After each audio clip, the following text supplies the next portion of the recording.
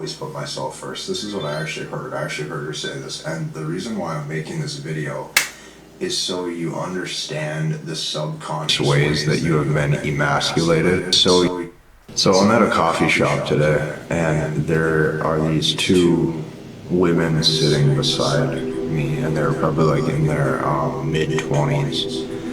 You know, and I overheard one of them say like, you know, he told me that he could really see a future with me, and this is going somewhere, and he could see this going somewhere, and he told me all this, and I just wasn't into it. And then I heard the other girl say, well, yeah, obviously, you have to put yourself first. Like I would always put myself first. This is what I actually heard. I actually heard her say this. And the reason why I'm making this video is so you understand the subconscious ways that you have been emasculated. And the root of it is this right here.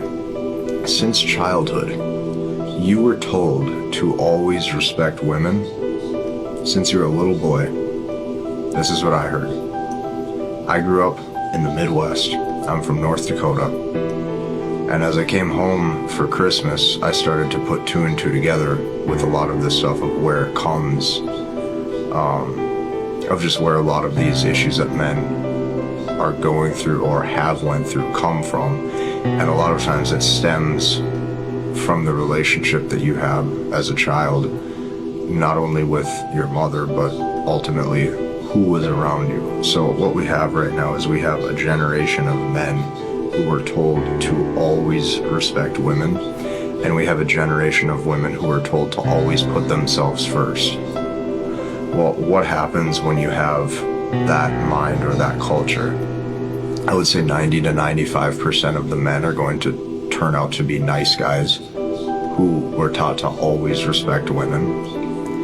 And what you're going to have is 95 or 90 to 95% of women are most likely going to turn out to be narcissistic and self-centered. And what you probably have then is 90 to 95% of women who are constantly optimizing hypergamy and doing what's best for themselves. Well, what's going to happen then? What's going to happen is this: the only guys getting laid, the only guys who are sexually attractive is going to be that 5 to 10% who don't abide by that same narrative, who don't give a shit.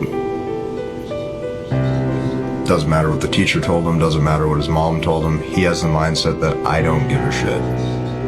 I'm going to say what I want, do what I want, think what I want, and that's that. And if you don't like it, too bad, so sad. Well, guess what happens? That right there is going to be the 5% or the 10% of guys who are getting laid. And that right there, those guys right there, that 5 to 10%, is going to be the men that the 90 to 95% of women sit and bitch about.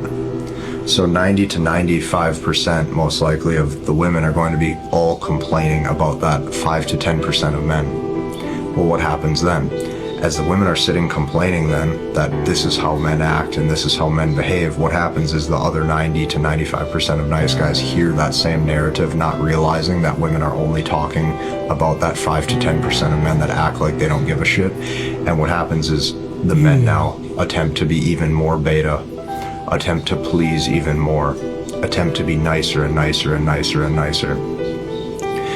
You're going to notice all the ways that you were probably emasculated as a kid if you look back on how you were raised. You basically were raised to suppress your true masculine nature of not giving a shit. And it starts at a young age, right? You come out wearing an outfit that you really liked, or that, you know, you picked your clothes, and you picked the clothes that you just wanted to wear because you didn't give a shit. So you picked this top and this pair of pants, and you come out and the first thing your mom says is, go change, that doesn't match. That doesn't match. Do you see how stupid that is? Who gives a shit if it doesn't match? It doesn't match, who cares? Does any of this actually matter? No, but this is what happens is we as men are raised to think that all this little shit matters. I think that you have to look at all the ways you've been subconsciously controlled, and it comes through hyperfixation of minute detail. Go change, that doesn't match. Go put different pants on, those are too big.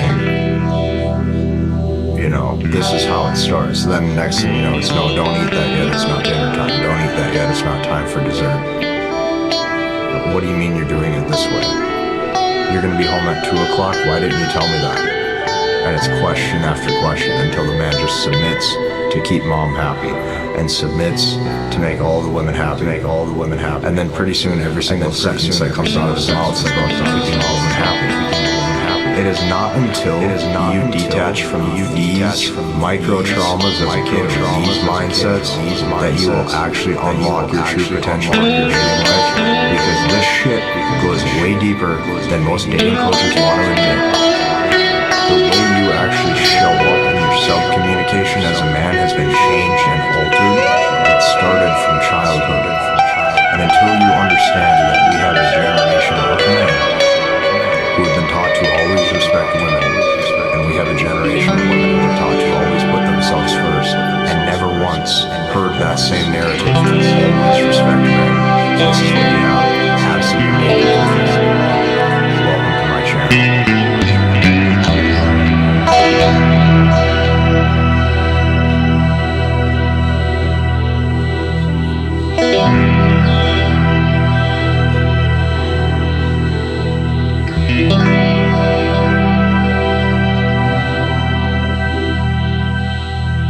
So I'm at a coffee shop today, and there are these two women sitting beside me, and they're probably like in their mid.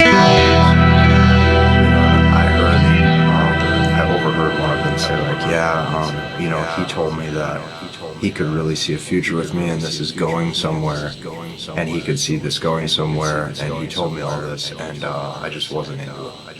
And then I heard the other girl say, well, yeah, obviously, you have to put yourself first. Like I would always put myself first. This is what I actually heard. I actually heard her say this. And the reason why I'm making this video is so you understand the subconscious ways that you have been emasculated. And the root of it is this right here.